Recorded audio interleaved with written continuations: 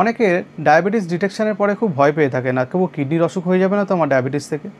Diabetes থেকে কিডনির অসুখ হতেই পারে, কিন্তু আপনার ডায়াবেটিস থেকে কিডনির অসুখ হওয়াটাকে আপনি আটকে দিতে পারেন। 30-35 বছর অবধি আটকে দেওয়া যায়, 25 বছর অবধি তো আটকে দেওয়া যায়ই। তার জন্য আপনাকে ডায়াবেটিস কন্ট্রোল ভালো করে করতে হবে, স্বাস্থ্যকর খাবার খেতে হবে, নেশা থেকে দূরে থাকতে হবে, এক্সারসাইজ করতে হবে, ওষুধ ঠিক সময়ে খেতে হবে এবং সর্বোপরি পেন কিলার এবং বাজারের ওভার দ্য কাউন্টার ওষুধ খাওয়া যাবে না, সেটা থেকে দূরে থাকতে হবে। রঙিন খাদ্য পানীয় এগুলো অ্যাভয়েড করতে হবে।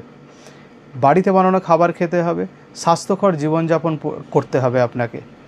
রাত্রে ঠিক সময়ে ঘুমোনো, অ্যাংজাইটি স্ট্রেস থেকে দূরে থাকা, অহেতুক শরীরের ওপর স্ট্রেস না দেওয়া, এইগুলো খুব ইম্পর্ট্যান্ট কিডনিকে বাঁচানোর জন্য। সুতরাং ডায়াবেটিস হলেই কিডনি খারাপ হবে তা নয়, আপনাকে জীবনশৈলী পরিবর্তন ঠিকঠাক করলে কিডনি ভালোই থাকবে।